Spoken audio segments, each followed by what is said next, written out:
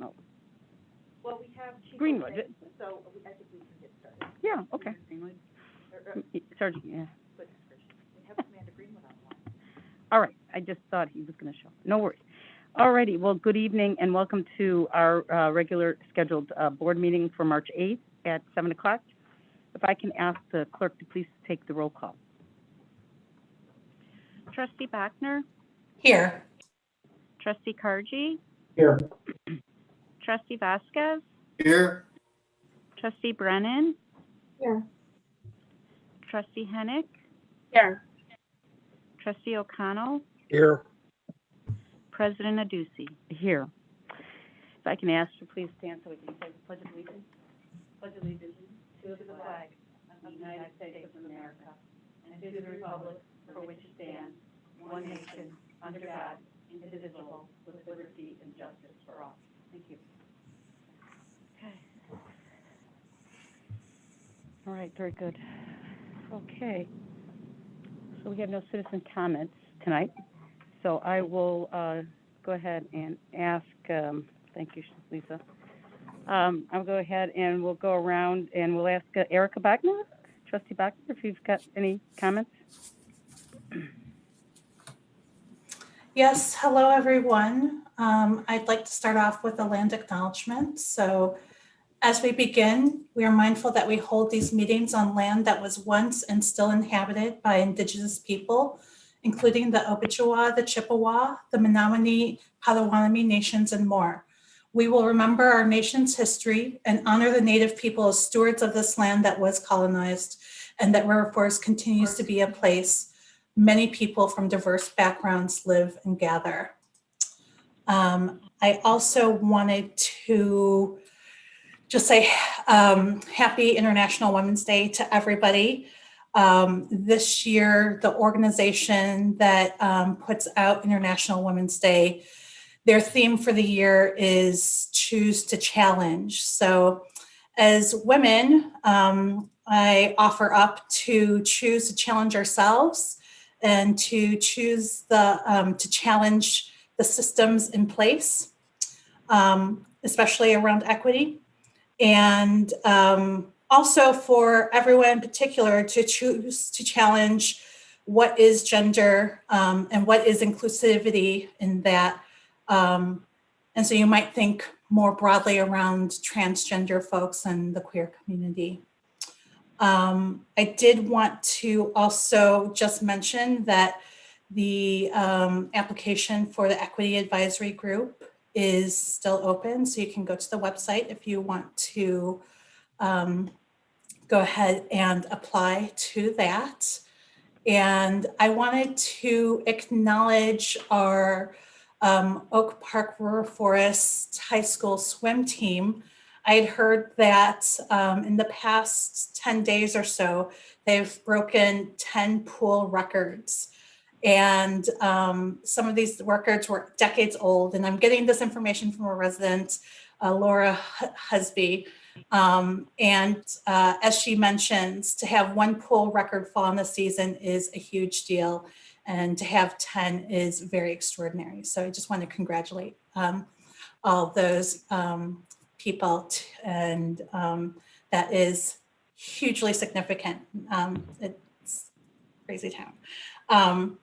So that, and then also I have also heard the latest stat around COVID vaccinations in the state is it looks like there are 3.3 million people in the state of Illinois who have gotten vaccinations to date. And so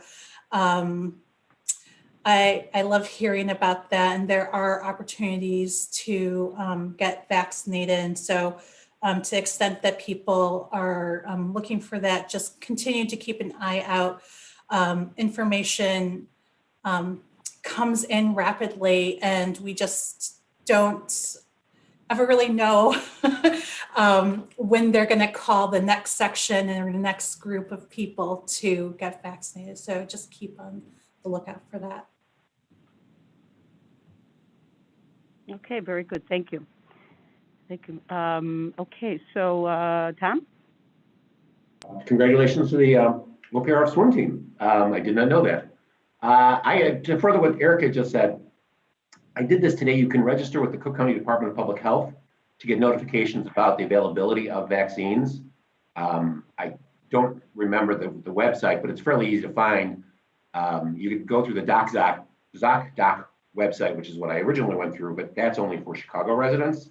Cook County has a separate registration program. And according to the website, once you are eligible for the shot, you'll then be advised about the possibility of getting it. So just something to take into consideration. And that's all I have. Yeah, so let me just intervene right here.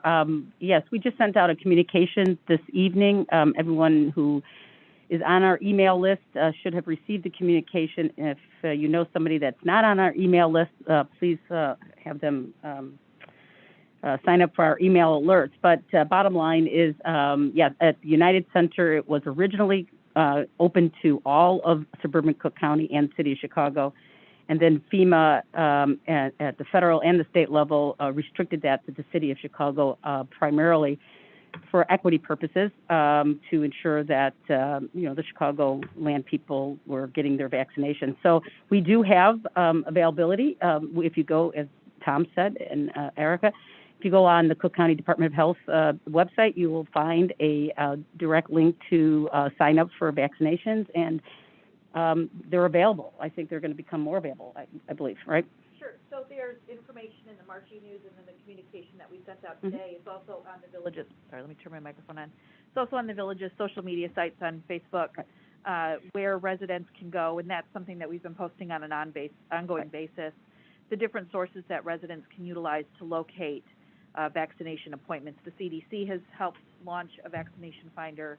So all of that information is available, and if residents still aren't sure, they can certainly call us and we can help them navigate that. Yeah, right. So just so that in case it doesn't get repeated. So, yeah. Okay, thank you. Okay, so, Red? Yes, thank you. Good evening, everyone. I also want to give a shout out to D200 for their swimming accomplishments. Terrific news for everybody.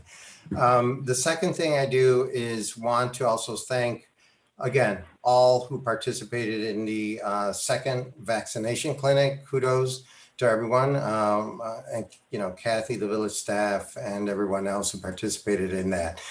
But I will also want to say that I know at the last meeting, we acknowledged all the people that were part of the first vaccination clinic.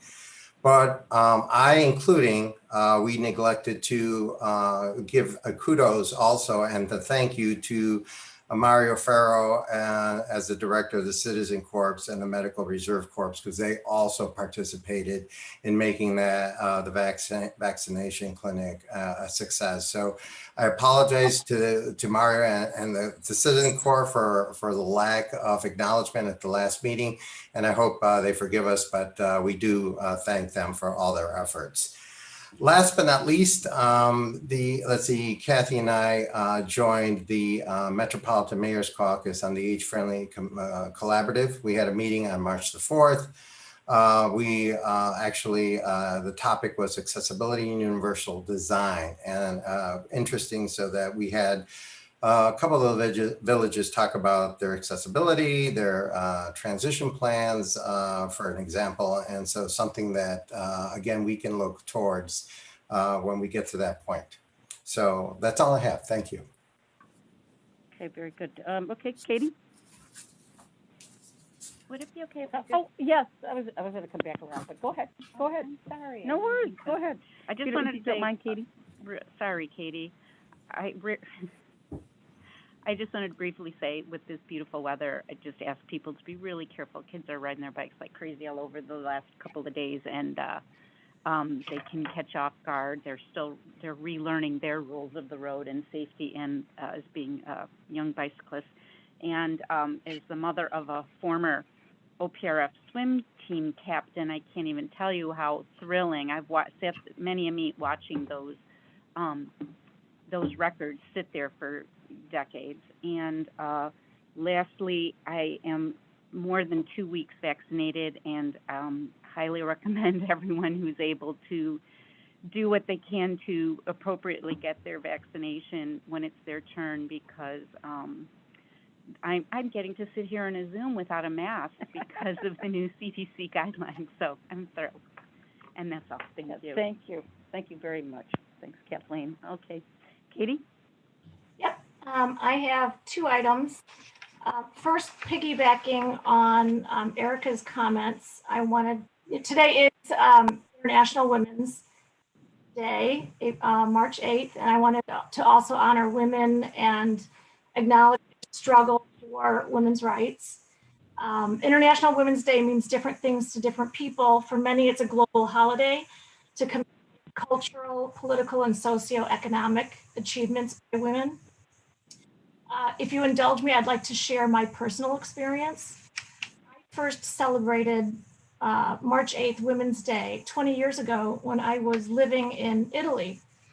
And everyone you knew, from the local barista to neighbors to the local priest, all gave out little yellow mimosa flowers to every woman that they met.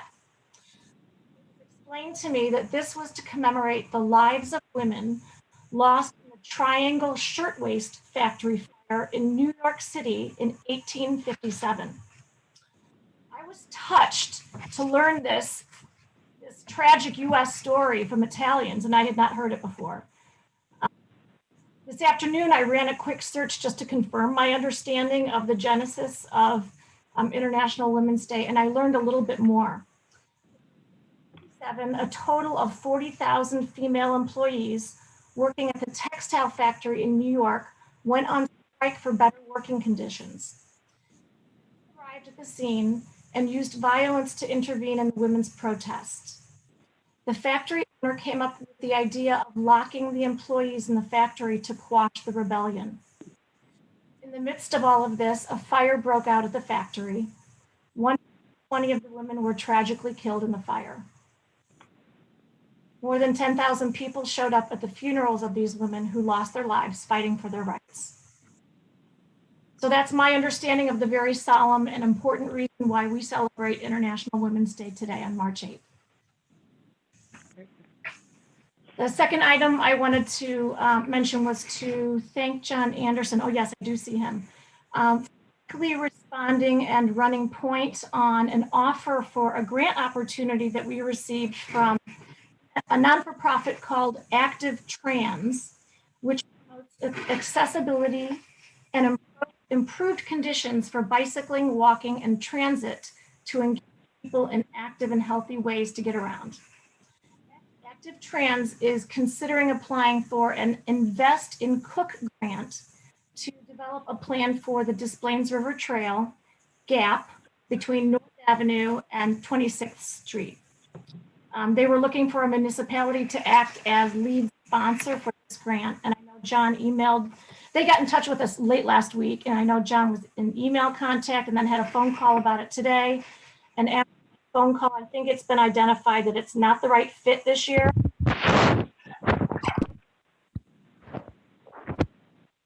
Because River Forest has already obtained a phase 1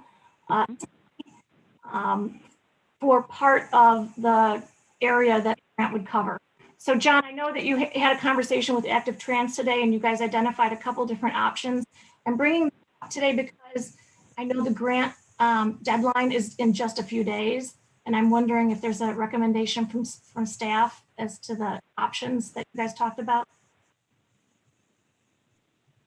Right. So what we can do, I plan on applying for the next phase of the bike plan for this particular grant, because this grant is for connecting Cook County, and biking is one way to do that.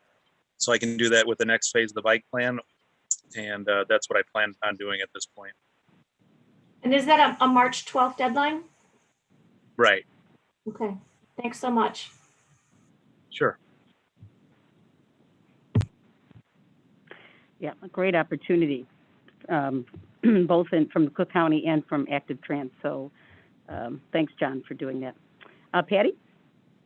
Thank you. I want to say good evening to everyone, and I will echo some of the comments as well about International Women's Day. So thank you for sharing all of that information from both Trustee Bachner and Trustee Brennan. Appreciate that. And congratulations to the high school swim team. Impressive to set all those records as mentioned. I have a couple clarification items I'd like to ask. The first one being to Lisa, if you don't mind. There seemed to be a bit of confusion about what the next steps will be for the commission conversation in terms of timing, when things would perhaps come back to the board, when a potential schedule for a town hall or, not, or informational meeting for residents to be part of that conversation. Could you explain what you're thinking next steps will be? Sure. So when we last discussed this meeting, or discussed this at the board meeting, I had asked for 90 days to be able to conduct some research, hold some meetings, and come back to the village board with that analysis. I have not yet scheduled those meetings. As soon as I do, they will be announced. I had gotten an inquiry from a resident who was looking for information on the board and commission page. This isn't a board or a commission or advisory group. These will be public meetings that will be advertised through e-news, social media, and on the village's website. And we'll post them on the agenda and meetings portion of the page as well as under e-news. So you're thinking that having the meetings within that time and 90 days to have something then back to the board for consideration, is that right? That's the hope. Certainly there's other things that come up from time to time, and so I'm looking for a 90-day timeline just to give myself an opportunity, quite frankly, to get the budget before the board. Yep. Next month. There's a big lift, so there's a few things that are priorities. Certainly getting DEI off the ground is a priority, and so Right. This is a priority too, but there's just a few things we want to be able to execute before we get to that, so we can focus our attention properly on all these things. Yeah, no, I understand that you've got a lot on your plate right now. I just wanted to clarify that, just people had questions, so have a timing there. Sure. And then the other point would be, I would like to ask for, at our next meeting, to have an update regarding Lake and Lathrop in terms of status of things, sales, a report on the cleanup, and confirmation. I've been trying to get confirmation on the timeline deadlines that the developer has in terms of my understanding, at least from the last redevelopment agreement that was approved in October of 2019, the developer would finish the project in November of 2021. So if there's documentation where that's not the case, if that could be shared at our next meeting. Yeah, no problem. Yeah, we can certainly provide the board with an update. Okay. Okay. So we haven't had one in quite a while, and then the cleanup in particular too, seeing a report on the cleanup of what's been done.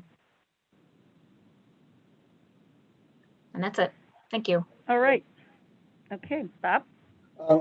Just to follow up on Patty. Patty, if you go on the village website, there's an update as of this afternoon. So a lot of the questions that you just asked, the answers are out there for you. So you can jump on, but I agree, we keep getting updated on that. I too attended a International Women's Day presentation put on by my company today. Very interesting, featured a lot of our women leaders from around the world with a lot of different perspectives, not only internal McDonald's people, but also some of our suppliers and our franchisees. And it was time well spent. And they did a really nice job of capturing the essence of the day and the celebration. And then over the weekend, if you attend any of the forums, a lot of conversations around the diversity equity initiative. And I want to congratulate Kathy, President Ducey, and our fellow board members. I think we really, a special shout out to Erica too. We really, move that thing along with pretty rapid expedience.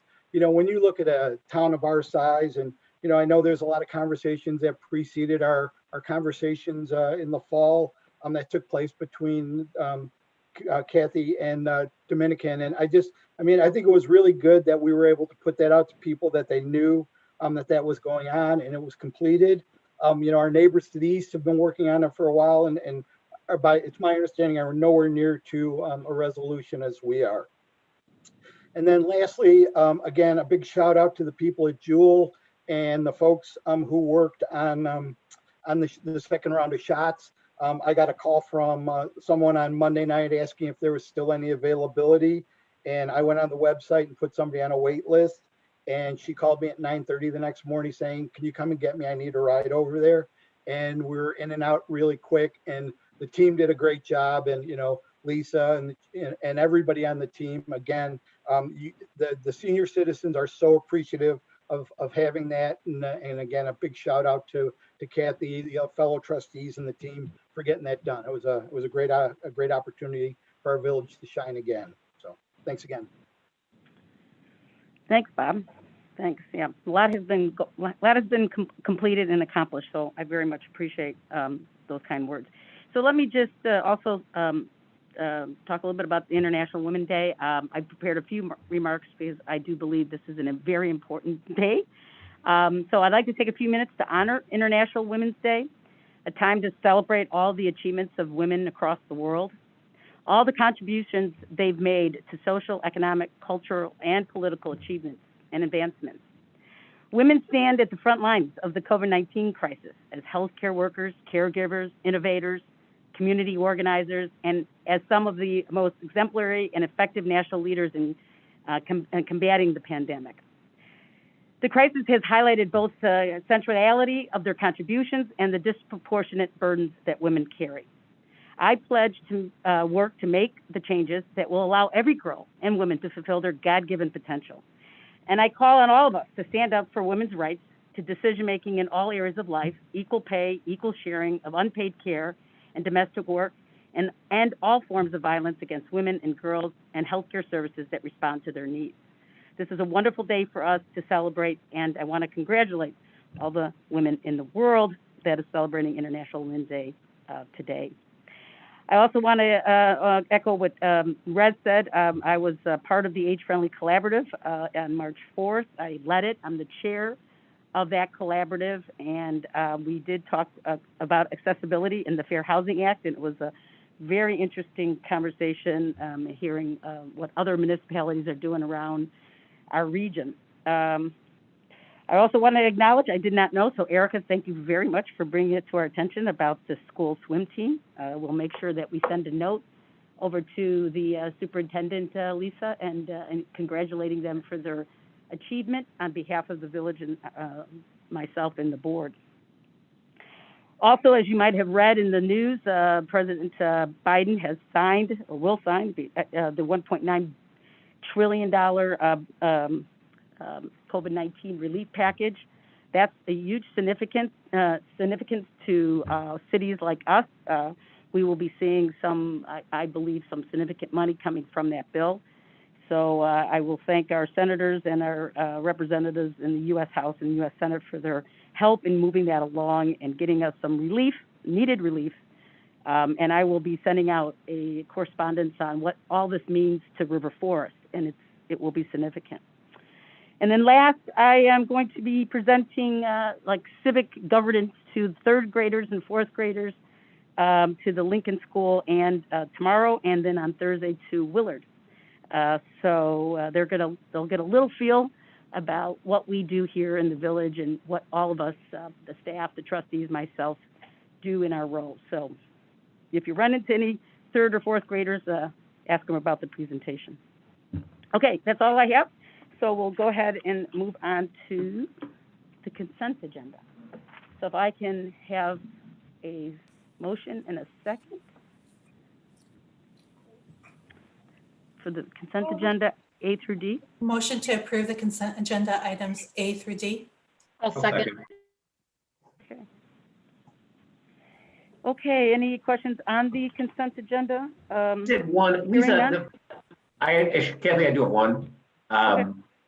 Lisa, in your report on zoning, you indicated that 400 Ashland wants to add residential. Didn't they already do that? So this wouldn't be an effort to lower their tax bill. This is just to add another unit? Correct. So there is a pending plan development application from the property owner at 400 Ashland Avenue. That was approved as a mixed-use property several years ago, and it was approved with one residential unit.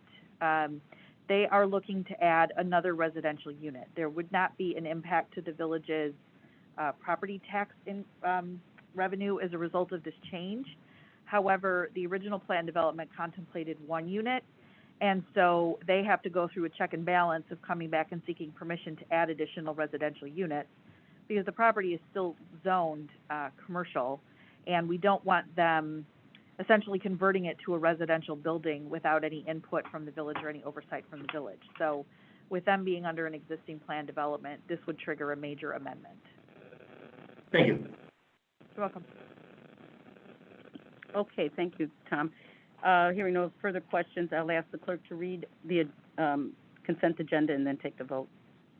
Item A, Village Board of Trustees, meeting minutes, February 22nd, 2021. B, monthly department reports. C, accounts payable, February 2021, $1,448,816.83. D, village administrator's report. Trustee O'Connell?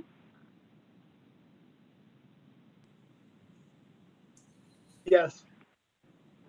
Trustee Bachner? Yes.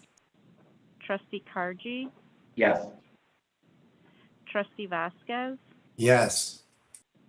Trustee Brennan? Yes. Trustee Hennick? Yes. Motion passed. Okay, and then item 6 is consent items for separate consideration. If I can get a motion and a second on 6A.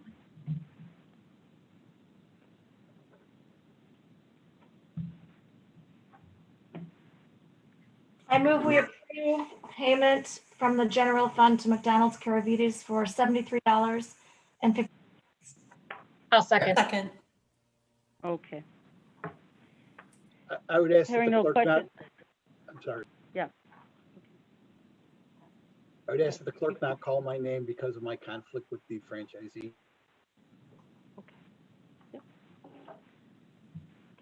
Do you want me Yes, to read it? please Please read it, and then we'll take. February accounts payable from the general fund to McDonald's Caravitas for $75. I'm going to start over because I said it wrong. A, February accounts payable from the general fund to McDonald's Caravitas for $73.53. Trustee Bachner? Yes. Trustee Kargi? Yes. Trustee Vasquez? Yes. Trustee Brennan? Yes. Trustee Hennick? Yes. Motion passed. Okay, then we have no boards and commission committees updates, no unfinished business. We have one item on the new business. This is a waiver of formal bids and purchase of a portable radio. So if I can get if a trustee could please move and second it, we'll then discuss it. I move to waive formal bids due to a state contract quote and approve purchase of portable radios for $139,159.15. I'll second. Lisa, do you want Yeah, I'm Give going us to something. give Chief Bowman an opportunity to, Okay. I'll give Chief Bowman an opportunity to present this and discuss the grant funds that were received for this purchase. Thank you. Okay, thank you. So back in February of 2018, I applied on behalf of the fire department for an assistance to firefighter grant for 20 new portable radios plus accessories, extra batteries, chargers, microphones, that sort of thing. Assistance to firefighter grants are very hard to get. So for fiscal year 2019, we put in the CIP a plan to replace all of our radios over a 5-year period.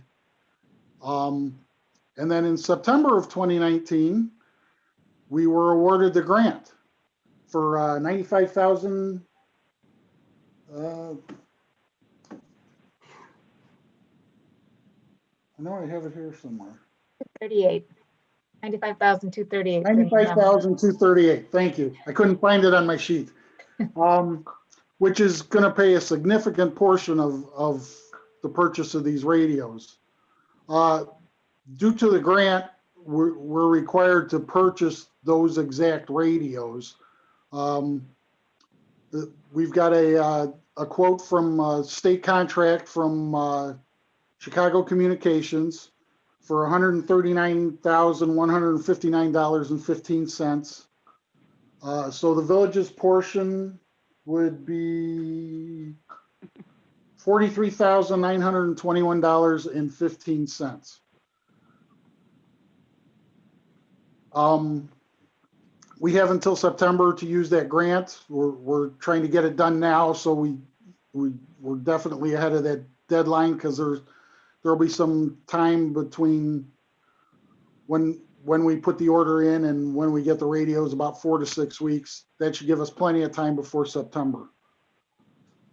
These are state-of-the-art tri-band radios that are very necessary. The current radios we got from the county.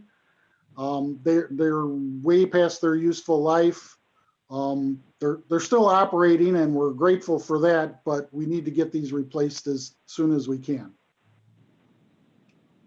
All right, Kathy, I just have kudos to Chief Bowman for following up with the application and the financing of it.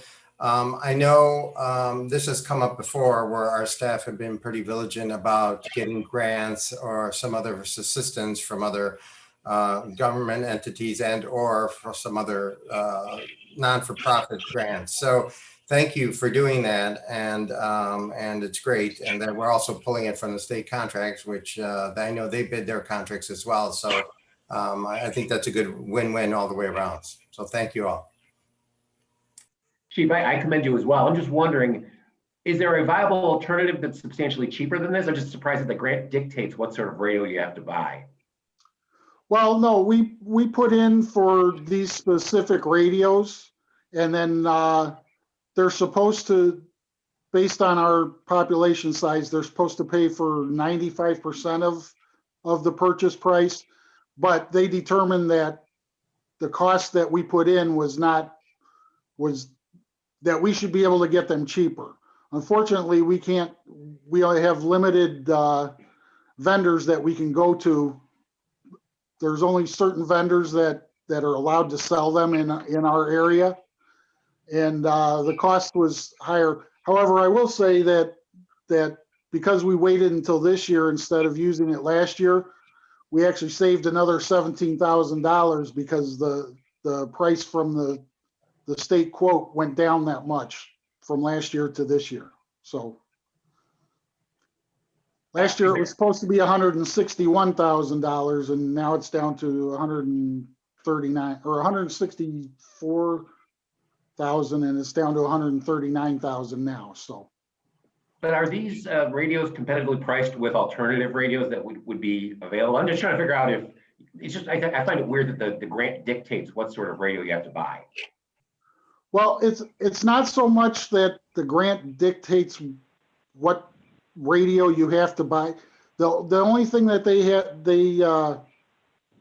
they dictate is that it has to be P25 and it has to be NFPA compliant.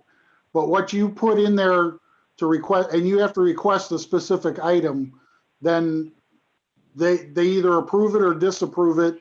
And if they approve it, then you have to purchase exactly what you said you were going to buy. I understand. So you chose these radios, and now by the terms of the grant, you got to stick with what you chose.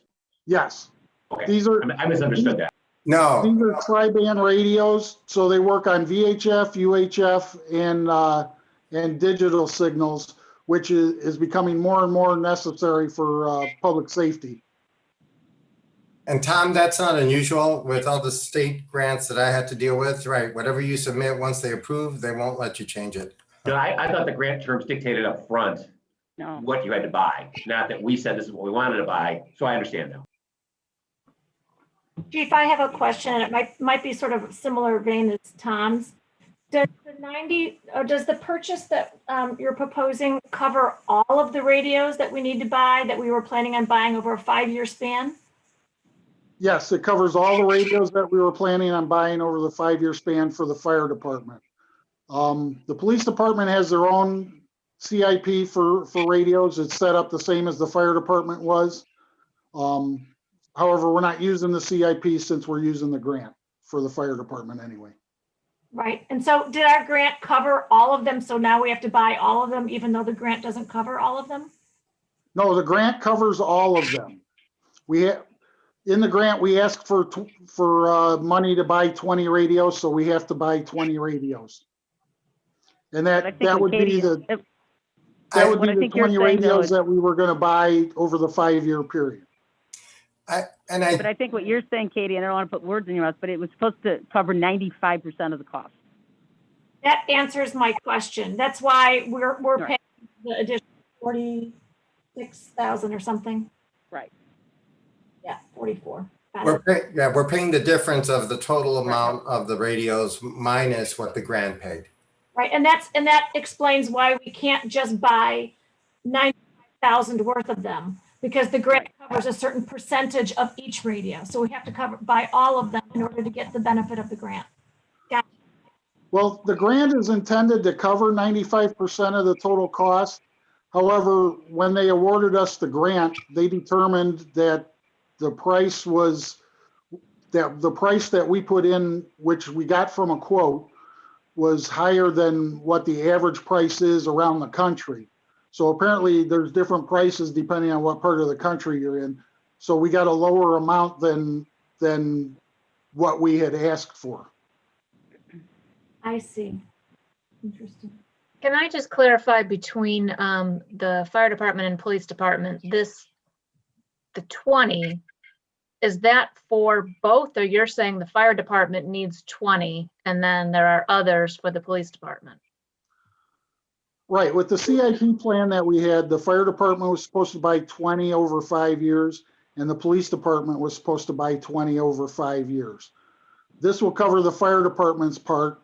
The police department is still using the CIP to purchase their radios over the 5-year period. Okay. Because the grant was for the firefighters. This Correct. particular grant was for firefighters. Okay, right, okay. Chief, you won't be able to communicate with the police department over these radios then?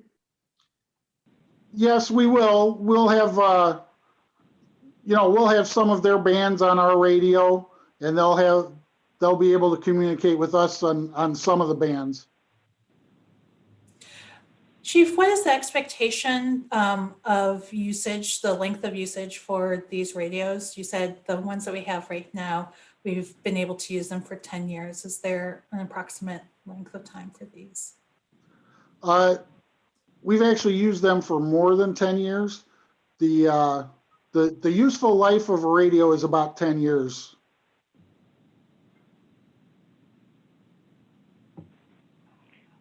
All right. Okay. Good grilling. All right. So good. Any other further questions that the trustees have on for Chief Bowman? Okay. Hearing no further questions. Thank you, Chief. Very good presentation, and thank you for the grant. I do appreciate every department finding every nook and cranny money that we can get. So thank you very much. So I'd ask the clerk to please take the vote. Trustee Kargi. Yes. Trustee Vasquez. Yes. Trustee Brennan. Yes. Trustee Hennick. Yes. Trustee O'Connell. Yes. Trustee Baxter. Yes. Motion passed. Okay, that's all we have for tonight. So we're making good progress. The one thing that I want to add, if I can here, and I forgot during my comments, that I want to thank Lisa Shiner. I want to thank the staff for the Tuesday, March 2nd free clinic that we put on here at Village Hall. It was awesome. Thank you so much. The residents are, especially our older adults, are very pleased about it, and it couldn't have gone it couldn't have gone any better than what it did. And of course, the Citizens Corps and all the volunteers that staffed it with you. So thank you so much, and really appreciate it. Thank you. It was our pleasure. Thank you. I know you attended both events. Thank you very much for helping out. We needed all hands on deck both times. Yep. We had a very short amount of time to get the March 2nd clinic assembled, and so our team worked like the wind to get it done. Kurt and Sergeant Grill, Chief O'Shea, Commander Greenwood, John Pape, everybody here on staff just did an outstanding job with both. We've still got 2 more to go because we've got 2 more doses, right? Yep.